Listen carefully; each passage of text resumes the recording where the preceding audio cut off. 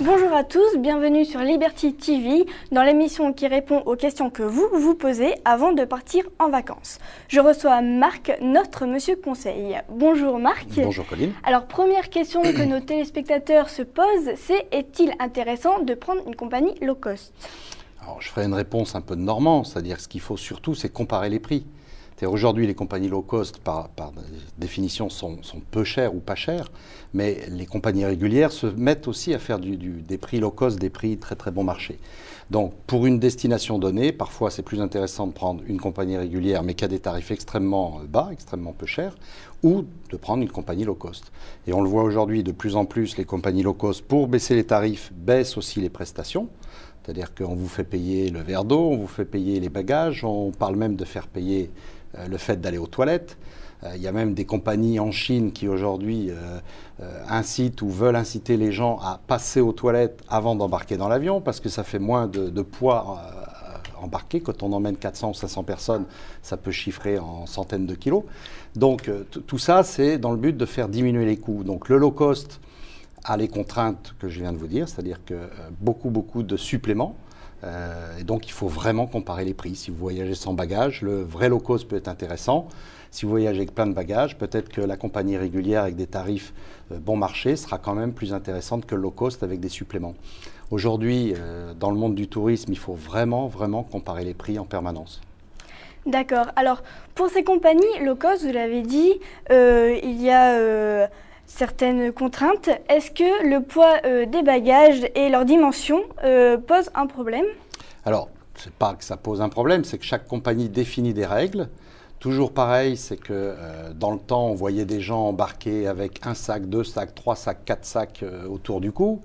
Donc tout ça, il fallait, quand on rentrait dans l'avion, le mettre dans les coffres à bagages, le mettre sous les sièges. Tout ça, ça prend du temps. Donc le temps, c'est de l'argent, puisqu'un avion doit voler le plus possible. Donc il faut que les gens embarquent le plus vite possible, débarquent le plus vite possible. Donc les compagnies ont créé des contraintes. Contraintes en termes de poids de bagages, contraintes en termes de nombre de bagages. Par exemple, aujourd'hui, la norme, c'est un seul bagage à main. Et les gens qui ont des bagages à main qui sont gros comme des armoires, ils n'embarqueront pas. Donc certaines compagnies, pour régler le problème, c'est plutôt les compagnies anglo-saxonnes, ont mis devant les comptoirs d'embarquement un frame, un modèle de dimension maximale, et votre bagage doit absolument rentrer là-dedans. Donc ça, c'est pour les bagages à main. Pour les bagages en soute, vous avez droit, ça varie d'une compagnie à l'autre, de 15, 20, 25, 30 kilos, entre les compagnies low cost, les compagnies charter, les compagnies régulières. Il faut comparer là aussi. Quand vous achetez votre billet, il faut demander ou il faut voir ce que la compagnie propose. Je dirais la moyenne, c'est entre 15 et 25 kilos par personne. Attention, ça ne veut pas dire que si vous êtes deux, vous pouvez avoir un bagage de 40 ou 50 kilos. C'est un bagage de 25 kilos par personne. Donc il vaut mieux avoir d'ailleurs 2 bagages ou 3 bagages plutôt que d'avoir un seul gros bagage pour 2 personnes. Et moi, je donne même un conseil à tous les voyageurs. Quand on part en vacances, on aime bien ramener des souvenirs. Ce que je fais moi quand je pars en voyage, c'est que j'ai dans mon bagage, je laisse un petit peu de place pour mettre un gros sac en toile que je peux rouler, qui fait que si je ramène des choses un peu volumineuses de mes voyages, eh bien j'ai un deuxième bagage pour qu'au retour, je puisse embarquer donc sans problème avec ce supplément bagage que je peux avoir. J'emmène en gros une petite valise portable ou pliable sous forme d'un sac de toile dans mon propre bagage. D'accord. Alors, tout ça, c'est une question de bénéfice. Alors, les compagnies veulent faire du bénéfice, mais nos voyageurs aussi. Et une question se pose, est-il plus intéressant de réserver en early booking ou en last minute ? Alors, là aussi, crise oblige, parce que vous dites c'est une question de bénéfice, c'est surtout qu'aujourd'hui, tout coûte de plus en plus cher, c'est-à-dire qu'on est dans des sociétés modernes où notamment le coût du travail est quelque chose de très important. Donc dans le cas du transport aérien ou des voyages notamment, il y a beaucoup de personnel qui est utilisé tout au long de la chaîne de fabrication d'un voyage. Donc tout ça, c'est des coûts, notamment dans les compagnies aériennes. Donc aujourd'hui, on peut trouver des tarifs généralement en early booking, c'est là où c'est le plus intéressant. Dans l'aérien, en tous les cas, c'est le plus intéressant. Quand on parle d'early booking, c'est-à-dire de réserver longtemps à l'avance.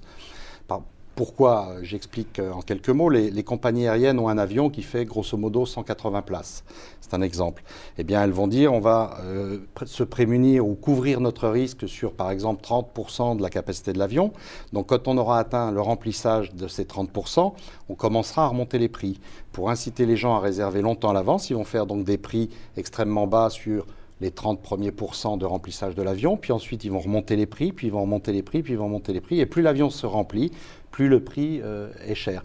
Et généralement, quand vous voulez partir dans une destination dans 2 ou 3 jours, c'est le prix maximal, parce que les compagnies aériennes savent que vous êtes quasi obligé de partir à ces dates-là, et donc vous n'aurez pas l'envie ou la volonté ou le temps de discuter les prix, donc de chercher des prix que vous ne trouverez pas de toute manière ailleurs. Donc aujourd'hui, l'early booking est très intéressant si vous avez le temps d'organiser et de prévoir donc votre voyage longtemps à l'avance. Le dernière minute peut permettre d'avoir des occasions. On peut encore aujourd'hui, par exemple, aller dans un aéroport. Vous allez à Roissy au T9, c'est-à-dire l'aéroport des charters. Vous cherchez des places disponibles sur un charter. Avec un budget peut-être de 200 € ou 300 €, vous allez pouvoir embarquer, mais vous ne saurez pas à l'avance pour quelle destination. Mais s'il reste de la place et que vous avez de l'argent, eh bien, on vous vendra un billet, mais bon, c'est un peu plus l'aventure aussi. D'accord. Eh bien, merci Marc pour tous ces conseils. Je vous retrouve la semaine prochaine pour une nouvelle émission. À bientôt.